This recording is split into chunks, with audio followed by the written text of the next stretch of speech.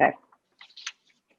Hello, everyone. Welcome to my interview series. This episode, we're going to talk to Holly Kim from Measure China.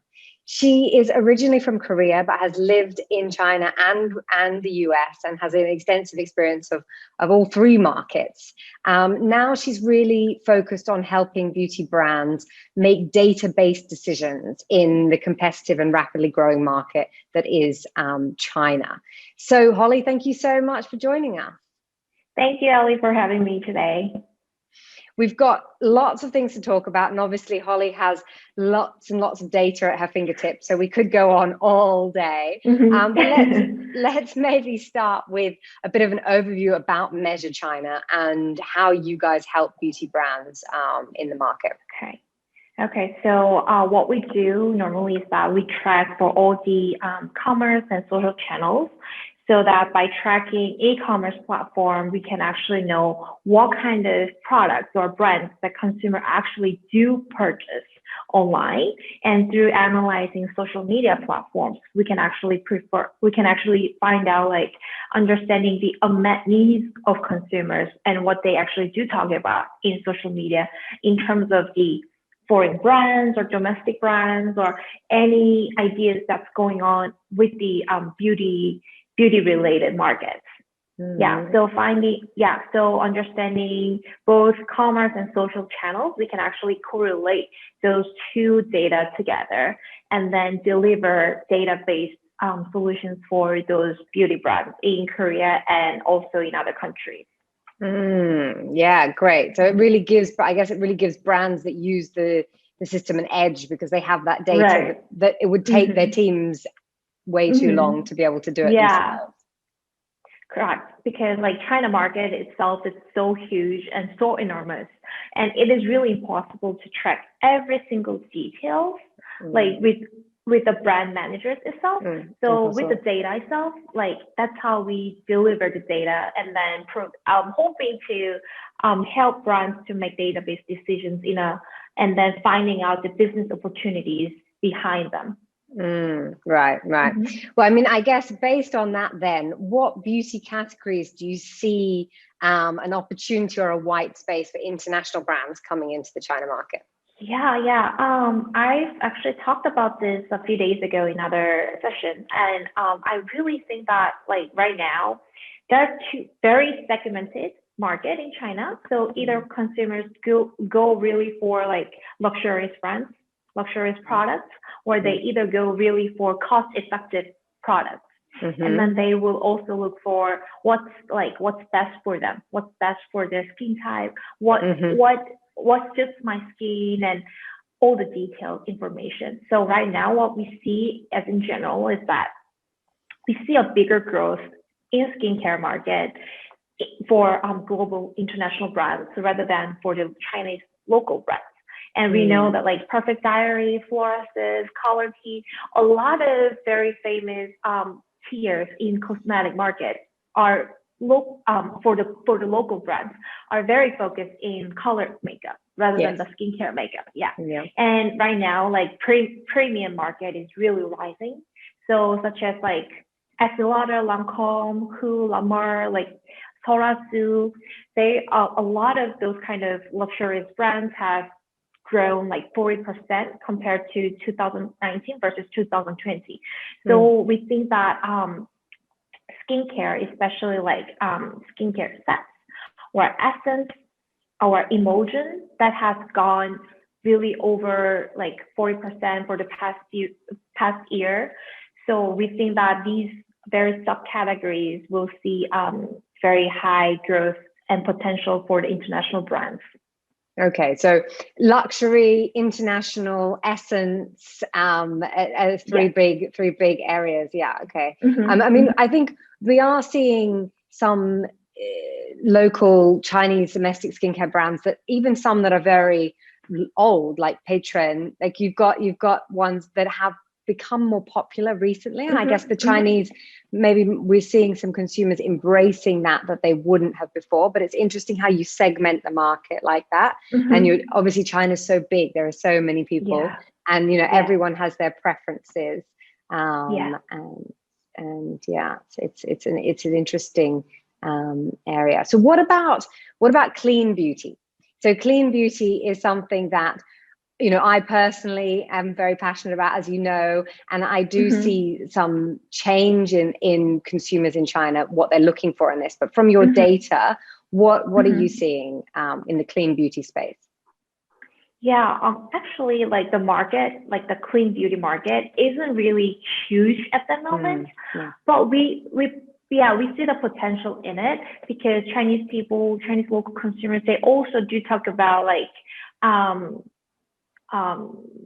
very non-hyperallergic products, and they want best for the environment also, and they don't want any harmful ingredients to affect their skin. So that's why the clean beauty market is slowly emerging in China also. And as for like Xiaohongshu or Weibo, we don't see tons of postings regards to clean beauty, but we do see like the growth number of postings that's been talking about in social media. So that's why we found out that this will be potentially it will be growing in the market. And then a lot of people do talk about like drunk elephant, used to the people, pharmacy, and Korean brand Primera, and etc. in like facial mask, cleansing, and essence categories. In these three categories are the most talked about markets for clean beauty. Interesting. Facial care, cleansing, and masks. Okay, yeah. I mean, I think, and acne, sorry, you said.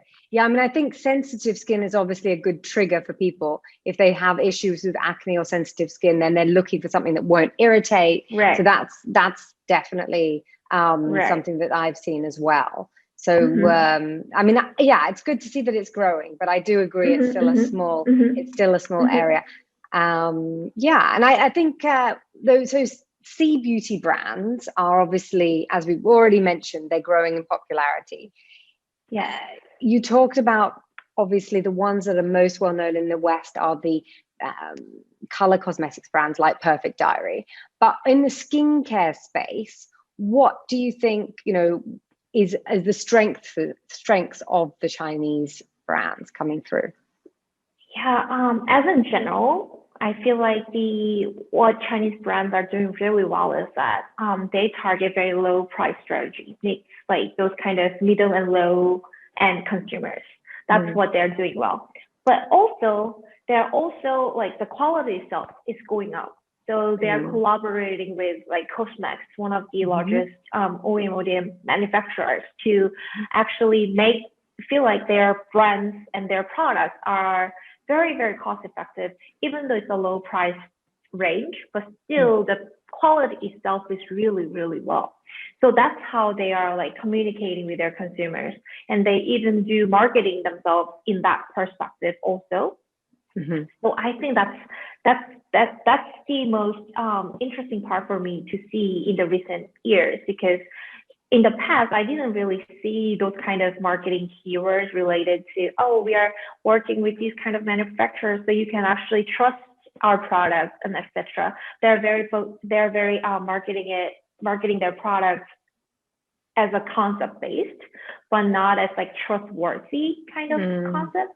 But right now, I think it goes both ways for Sea Beauty. Like they are talking about the concepts, as well as they actually push their marketings with, it's very trustworthy, it's very safe, non-harmful for your skin.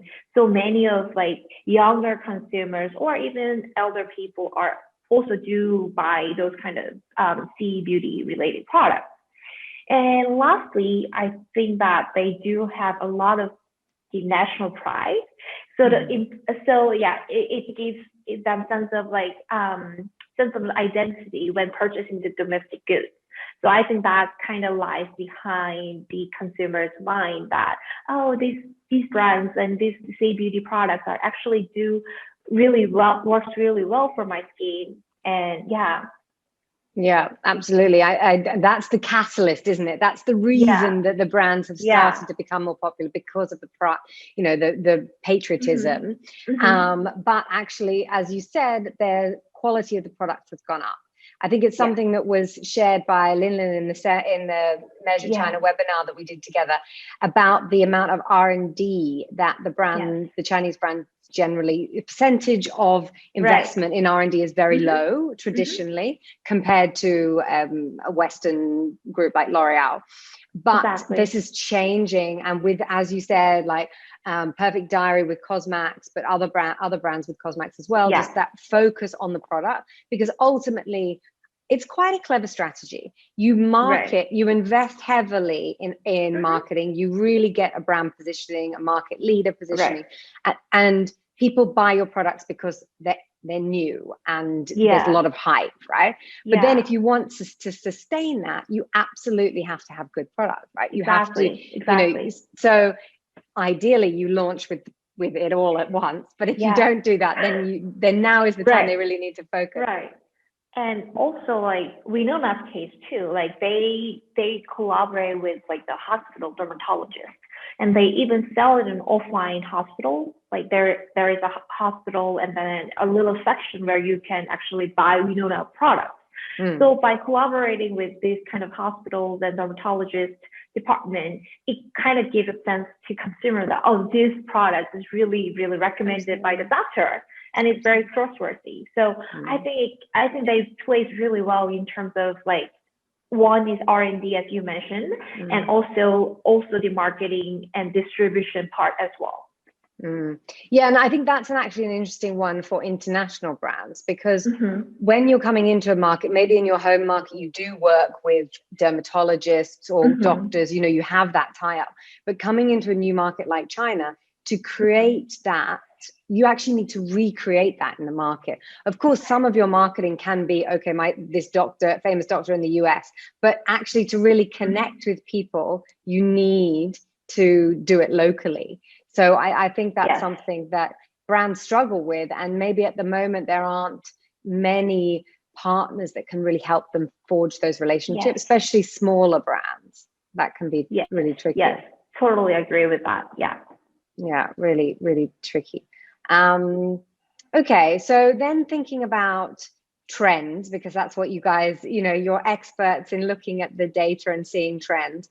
What are some trends that you can talk to that would be helpful for international brands coming in to the market? Because like the level of consumers in China are gone up. They tested so many products, from low price products to very luxurious products, right? So right now, like, they have so many options to go with either A or either B brand, and they don't really care too much about like brand loyalty. Brand loyalty. Brand loyalty. So what I see very interesting trend was very customized products for your own skin. That's one, and that's why it's like a sensitive skincare market is really, really rising in the market very vigorously. Of course, this also has happened due to the COVID effect, because so many people are still wearing masks in China as in daily basis. So skin gets irritated, and also you have breakouts of wearing masks and etc. So I think that this sensitive market will go for the couple of years, minimum 1 year to very longer than that. And this is some similar trend that actually happened in Korea as well, because people are right now, because of polluted air and things like that, like people's skin gets really, really irritated due to like pollution. So people think that their skin is very sensitive. So they look for like those kind of dermatological brands. Or cosmeceutical brands. And then we have this one shop called Olive Young in Korea. And it's kind of like a Sephora or Boots, kind of like those kind of shops. And then we have huge section for dermatology brands. And consumers do purchase those kind of sensitive skin type products. And so I think that in general, like with the high experience of consumer behavior, like they will really look for the products that actually suits for themselves, not just buying as in generally, So I think that's one of the trends that we have to actually focus in next few years.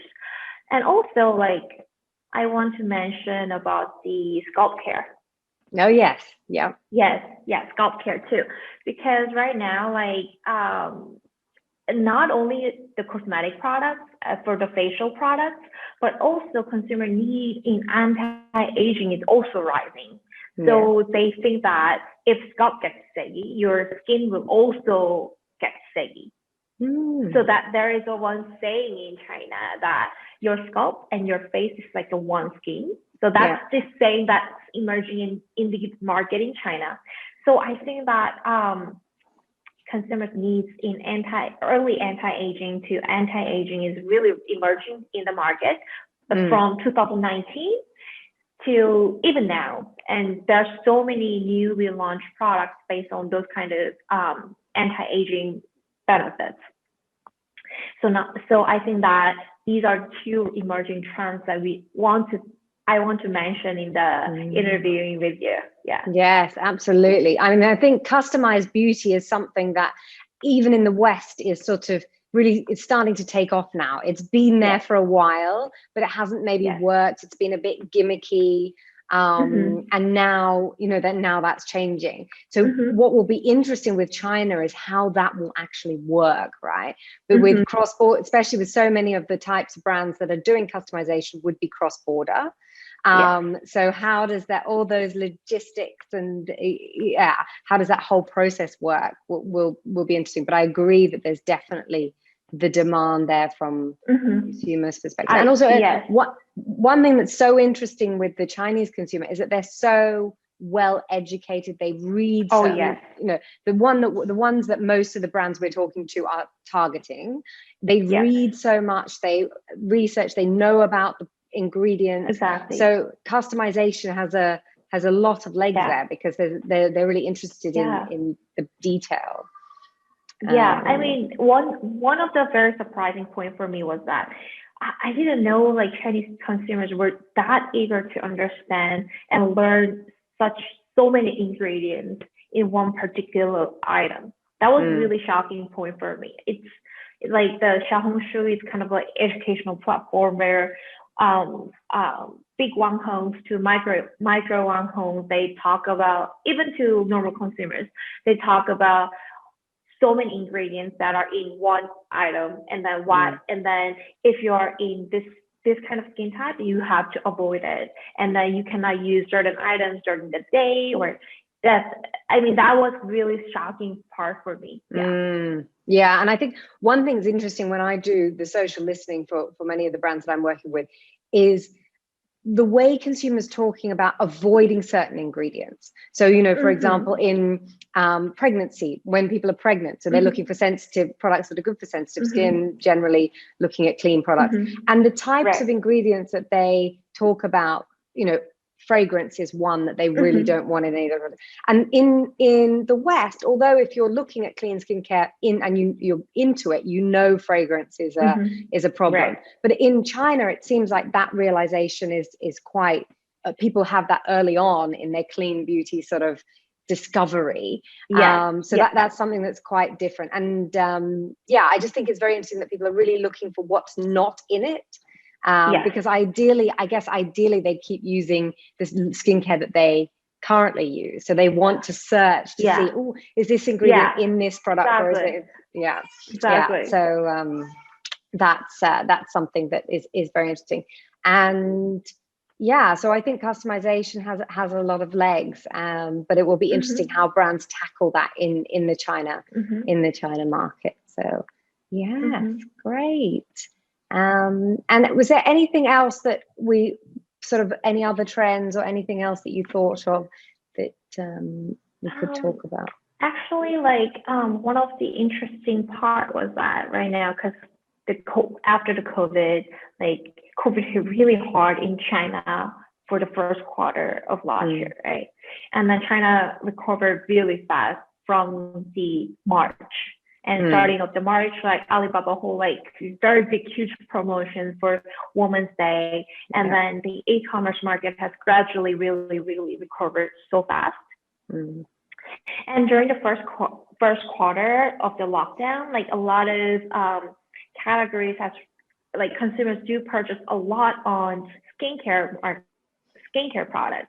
Also for the facial mask categories. But right now, the growth rate of these kind of skincare and facial mask categories has actually back to normal. And then what interesting point was for me was that people are very focusing on the base makeup right now. So a lot of items related to base makeup are going up as in revenue wise, such as like very high coverage but yet very long lasting foundation, and also like makeup fixer or makeup powder, loose powder, or like the very packed powder where it can actually gives a long lasting effect. This is also due to like wearing mask. You like if you wear mask, like the makeup rubs off, and then it shows kind of like scratch marks kind of. So so actually like those kind of makeup fixer category was rising only in summertime, but right now it's kind of rising as in general. So I think these are the very interesting trend that we see. And no, I think actually, so those last two that you mentioned, so obviously the makeup fixes, last year we saw the recovery, but as you said, it was really focused on skincare. Now we're coming back into, it's good to see that makeup's coming through, although it's base makeup, maybe a little bit longer before lipstick, because lipstick used to be in China, lipstick was the first makeup product that people bought, right? It was huge. Absolutely huge. So that's really, really big change. And then actually going back to what you were talking about before about scalp care. So hair care in general, the market is becoming much more sophisticated from what I've seen. You know, previously it was shampoo, conditioner, like very basic. And then suddenly, and of course, Chinese consumers have quite a lot of issues when it comes to hair care. So they have dandruff rates are quite high. And of course, I mean, just also the logistics of having black hair, you can see dandruff so much more easily. And then of course, the issue of hair loss, which happens to people quite young generally in China. So I think there's a lot of scope for hair care brands coming in with innovative products. So I mean, I've mentioned about scalp care relating with anti-aging benefit, but actually people really did scalp care due to the hair loss.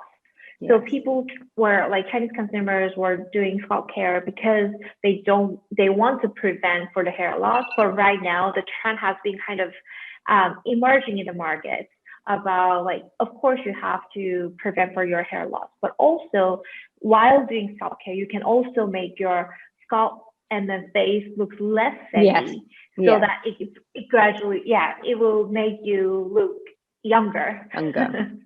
Double benefits, right? Great. Double benefits. Yes. I need to start some scalp care. I know. That's what I thought too. So also for like home dyeing, like hair dye market has been growing really, really a lot over the past few years. So I think like the hair care market will also turn into very segmented, just like cosmetic markets in China. So I think this will be something very new and something that we have to really keep an eye on in the next few years. Okay, great. Well, I think there is so much in there for people to consider. There's lots of interesting insights and trends. So thank you so much. And also, Holly, thank you for talking to me on International Women's Day. And we were talking about how the recovery with China really sort of took off from this time last year. So it's good to be, at least for China, on the other side of the COVID battle. But thank you so much. And if anyone so much, Ali, wants to get in touch with you, what's the best way for them to do that? They can always contact you for the details, or you can also find me through LinkedIn. At Holly Kim. Search for Holly Kim, and I'll get in touch with you guys. Okay. Shortly. Yes, I'll put your LinkedIn link in the show notes so people have that. Sounds good. All right. Thank you so much, Holly. Thank you, Holly.